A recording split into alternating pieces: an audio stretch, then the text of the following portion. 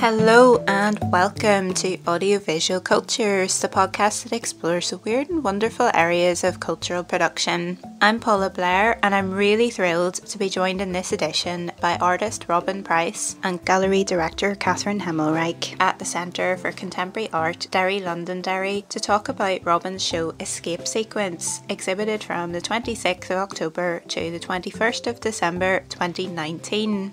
A massive thank you to our members at patreon.com/avcultures for your continued support. We could really use a lot more to pay for podcast hosting and be able to offer something to our guests who are always so generous with their time and expertise. Do listen to the end for further ways to support our work and how to get in touch. For now, enjoy this chat with Catherine and Robin.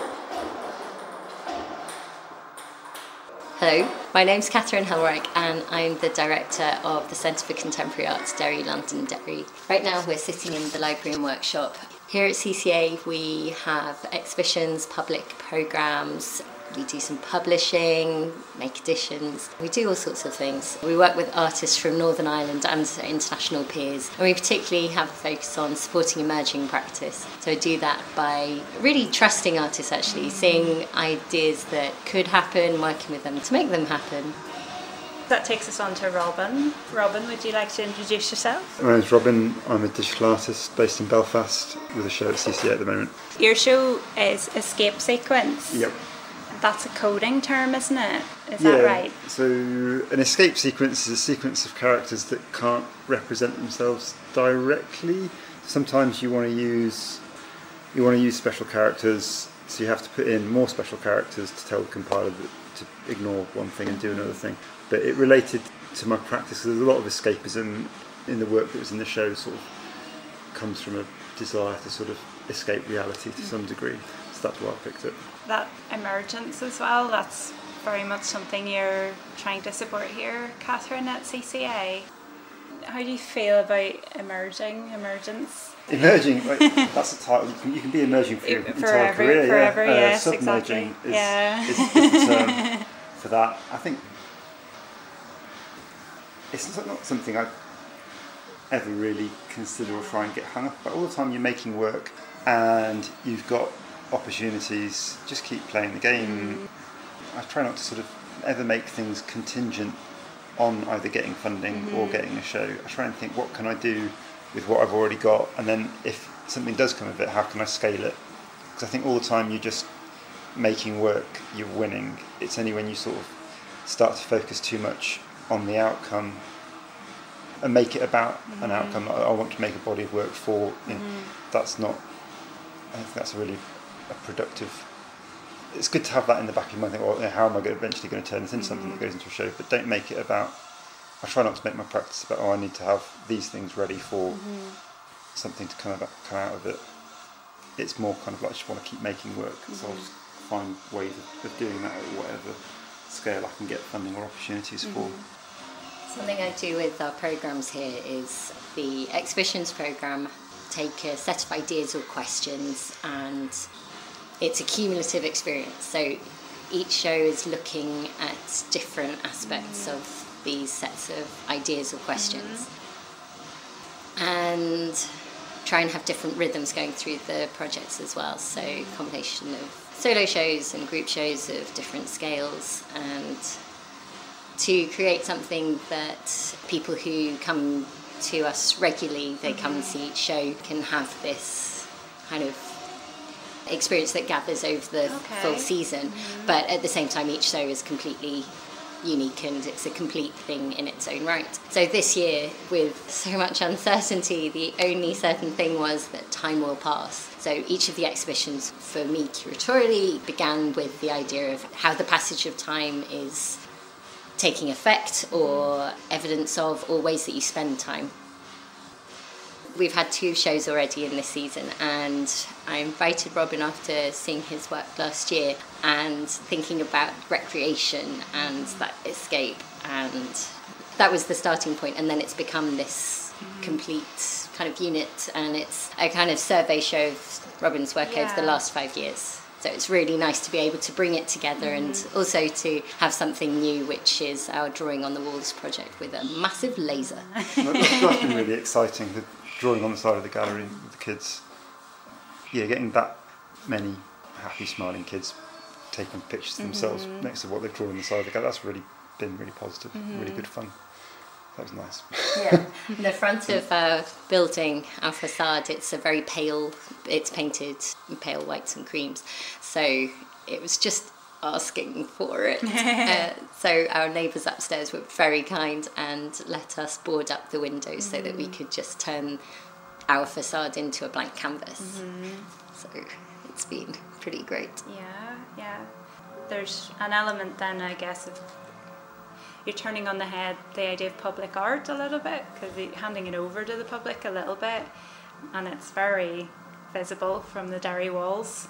So very visible.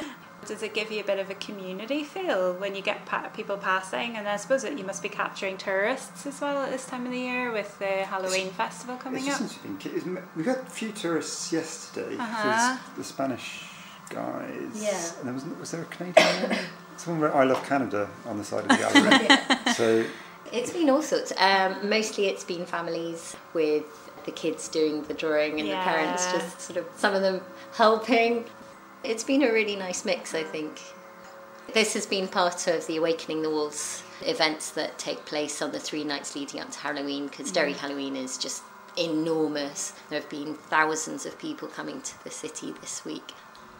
Yeah, we've had a queue pretty much the whole time, and people have been just watching what everyone before them has been doing. And there were some super cute moments, like somebody took the opportunity to tell their girlfriend they loved them, and everybody clapped. we were really hoping for a proposal though. There's still tonight. We wanted, and then it took ages to write his girlfriend's name. Got stuck on the name bit. It was like "I love," and it was like, who does he love?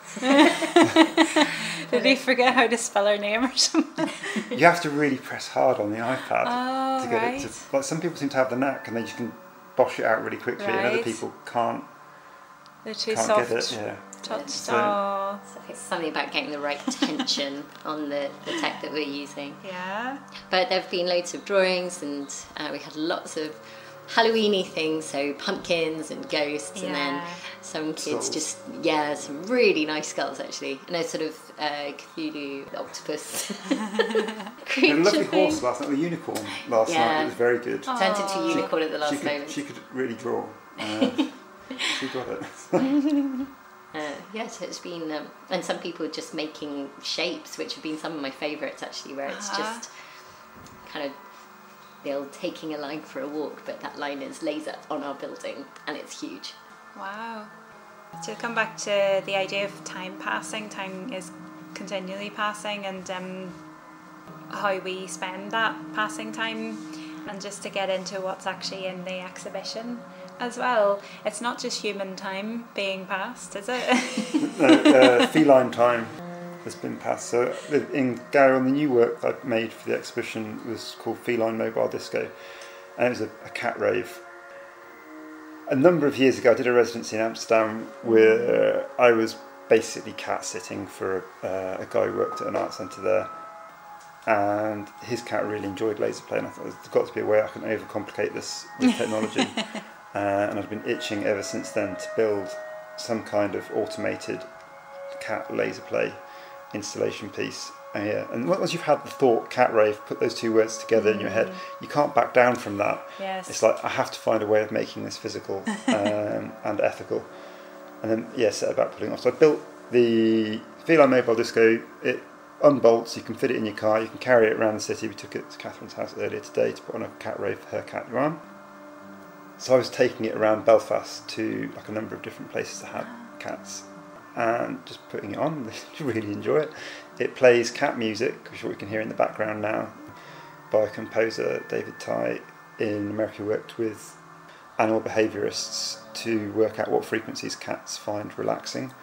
And then interspersed with that, it plays 90s rave tunes that I really like, while it plays back the videos of the cat raves that I've put on, sort of mixed to those using the same techniques that I would have done years ago when I used to do visuals in nightclubs. It's kind of tying together a number of different sort of strands of my creative practice and my love of cats.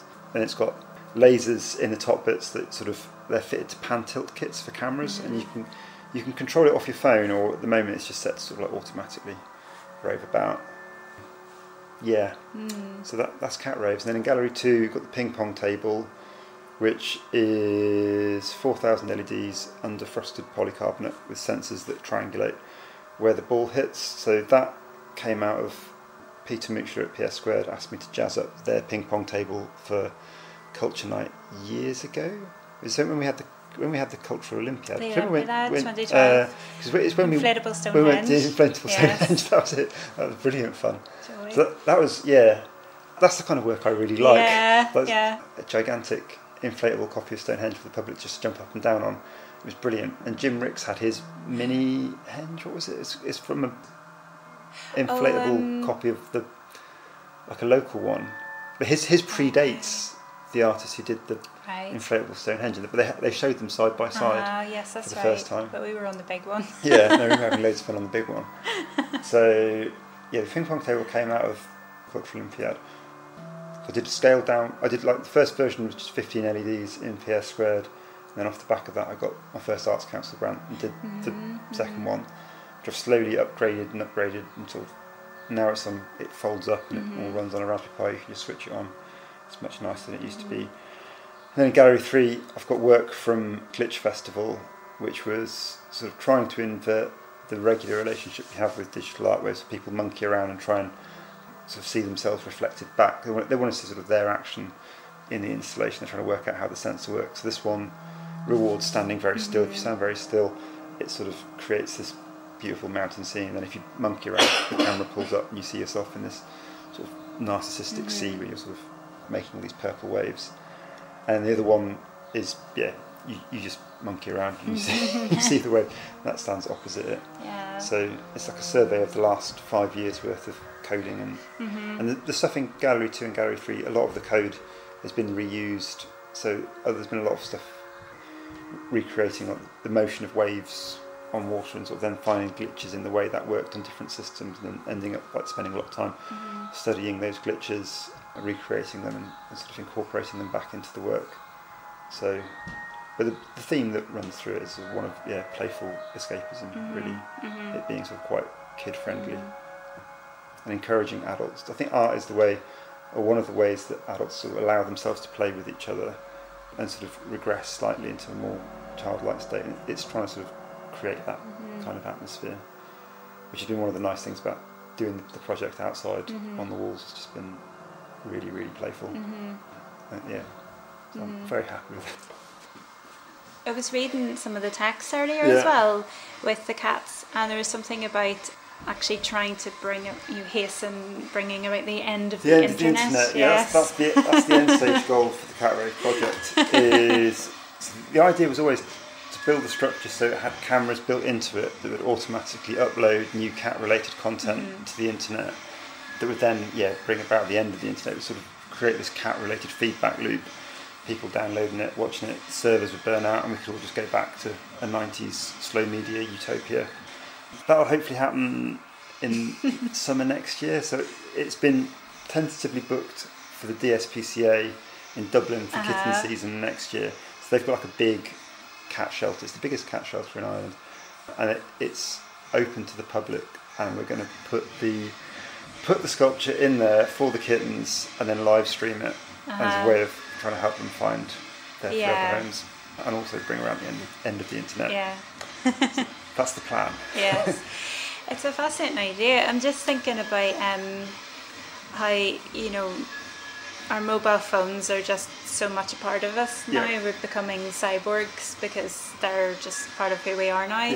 And everything seems so easy on them. But of course there's this behind the scenes really complicated network of lots of different coders and stuff and information and junk as well, e-junk and things. I mean, do you think your show brings that to life a bit, physicalises that idea a bit, or? I mean, there's lots of code in it. I think there's always a tension for me in how much you reveal of the technology. So like one way of for years I was sort of obsessed with making everything look as if it just ran on magic. So you wanted to hide all the wires and the sensors and just make it look like it didn't require a load of code and intervention. I think now I'm probably as interested in presenting the technology and sort of examining how it's used, but I don't really do that in this show. But I think there's a lot of currency in doing that.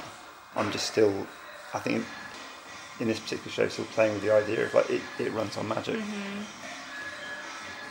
But I think with the pollution project I did, the technology was very much on display. There was no point in hiding it, and it was part of the work. So that's the other way of attacking. And the same, I guess, with like drawing on the walls outside. We've got a table full of tech and wires, and it obviously runs on a load of stuff. It's all, and if you go around the back of the TV wall, it's just cable soup. Yeah. So I guess it is there lurking the whole time. Yeah.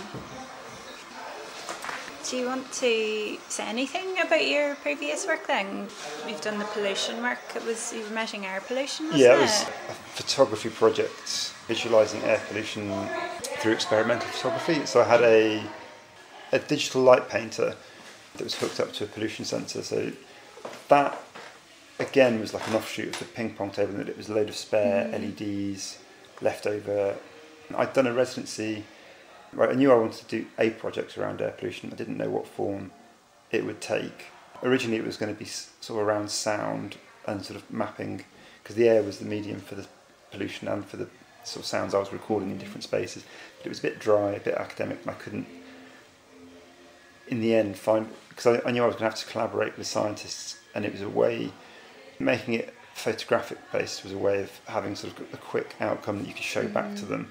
I'd done a community art project working with a digital light painter with kids, where they were drawing and we'd load the image into this light painter, and it plays the image back line by line, and then you take a long exposure and you get the kids to walk really slowly with the light painter in front of it, and it draws what they've earlier drawn into the space, and you see the image eventually appear in the viewfinder around the back of the camera. And when that happens, it's like a magic trick, and they would all get really excited and really like it. And I thought we'd probably get the same effect with the scientists, right? Because no one really gets light painting or long exposure photography until they sort of see it happening in front of them. And luckily, that works. I tried it out for the first time in Delhi and managed to sort of recruit enough environmental scientists to make the project worthwhile. They were sort of advising where to go and take the images, and then was able to repeat it in Mexico and Nairobi and Uganda. And I'm just about to go off to Ethiopia end of next month to go and do more with it. So it works as if the idea conceptually was making it look as if the air had been put under a microscope and lit up. So it draws in more points of light to represent particles of air pollution. So you end up with this visual record with images that you can sort of compare. Just by looking at them, you can see the different pollution levels. And that one's been relatively successful and got loads of coverage, which has been good. But probably created loads more air pollution. I've got sort of really bad flight guilt doing it. I think it's a really easy criticism to level at the project. But that's the other sort of project I've had on the go. And I've got Catalyst coming up, and then something at our space in Lisbon as well. Oh, great.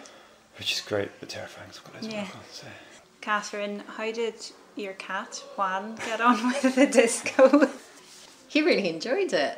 He was quizzical for a bit and kind of slunk low while he was just checking it out, and then he was up on the top of it. He was trying to look into one of the holes in it and did some laser pouncing. Nice. So he definitely had a good time. We would know if he did not like it. Yes, okay. He would have left the room. Yeah, there would have been disdain, and he would have checked to see that his disdain was registered. Oh, okay. He's one of those cats. Right. Vomit on the carpet. Yeah, he didn't vomit on it. Excellent. Yeah, no, he really enjoyed it. It was cute. Is there small screens in it as well, showing birds? Do they sit and watch that? Yeah. Or? My cat really likes watching the cat TV. So there's whole channels of content, not of cats, but for cats on YouTube. So if you go onto YouTube and you search videos, the number one autocomplete suggestion is for cats. Right. And it's so not of cats, but cats, for cats. Yeah. Wow. They're like 8-hour long loops of garden birds or squirrels or mice. So people put them on their laptops or put them on their TV and just leave it for the cat to watch. So it's like this whole area of the internet has been not sort of colonised by cats, but for cats. Which I find fascinating and weird. But the music plays, the music for cats was playing. And my cat Juan, he wasn't so into the videos of this, but he was really listening to the music. You could see him tuning in and thinking about it. So do you think you would play him some now? He's heard it once before on the radio, and he was just kind of He got a track dedicated to him, didn't he? He did. He got a shout out from Jarvis Cocker. Are you serious? On his Sunday service one week when they were playing music for cats. So yeah. I did not know that was a thing. That's my cat's claim to fame.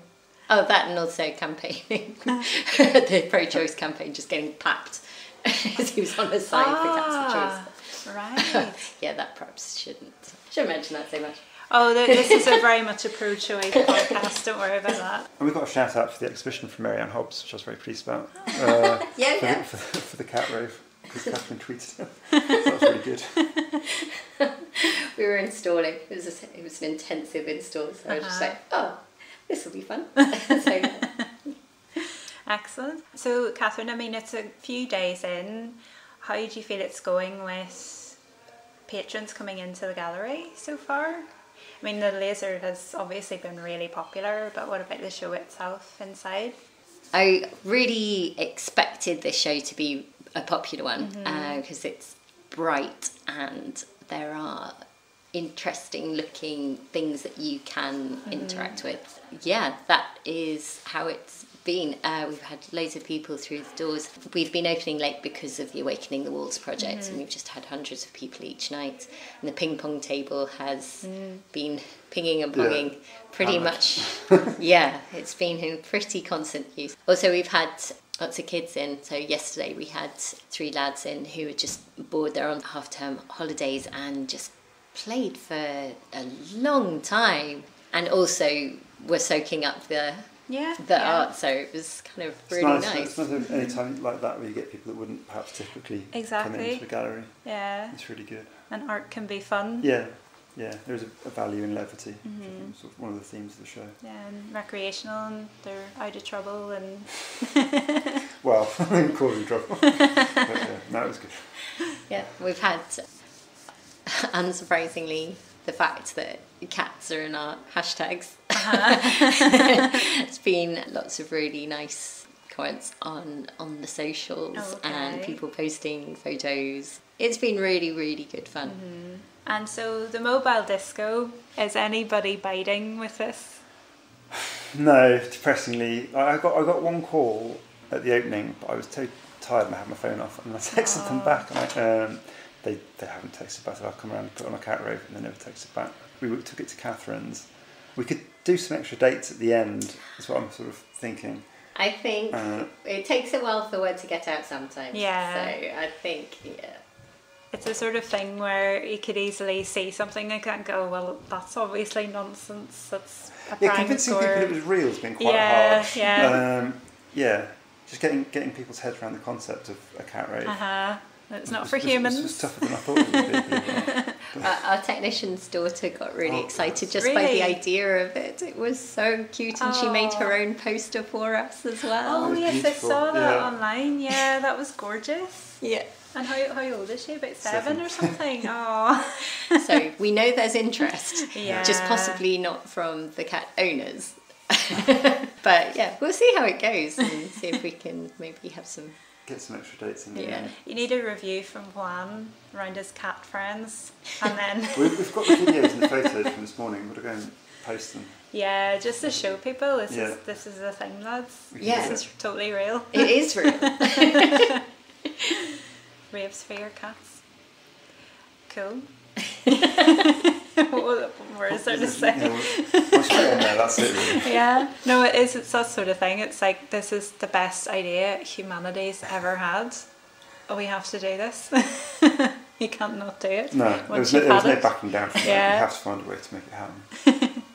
Do you want to tell us, right, where can people find you, or use on Instagram, Twitter, websites, any of that sort of stuff? So you can find CCA online at our website, CCA-Derry-Londonderry.org, and you can find a link to all of our social media on there. We've got our Instagram, Twitter and Facebook, and we have lots of links to Robin's socials as well right now. Yeah.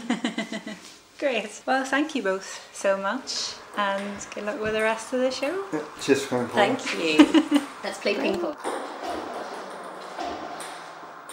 You've been listening to Audiovisual Cultures with our very special guests Catherine Hemelryk and Robin Price. Escape Sequence is on at CCA-Derry-Londonderry until the 21st of December 2019. And it is supported by the Arts Council for Northern Ireland, Derry City and Strabane District Council, with additional thanks to Caldwell and Robinson, Urban Third and The Sandwich Co. This episode was hosted, edited and produced by Paula Blair, and the music is Common Ground by Airtone, licensed under a Creative Commons Attribution, non-commercial licence, and can be downloaded from ccmixter.org. Other sounds that you've heard throughout the episodes are from Robin's magical creations.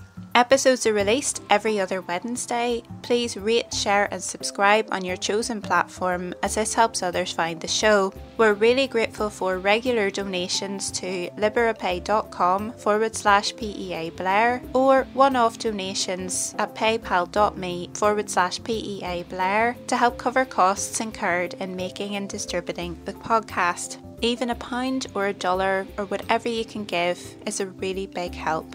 Keep up to date by following AV Cultures Pod on Instagram and AV Cultures on Facebook and Twitter. Thanks so much for listening. To all the cats out there, rave on and catch you next time.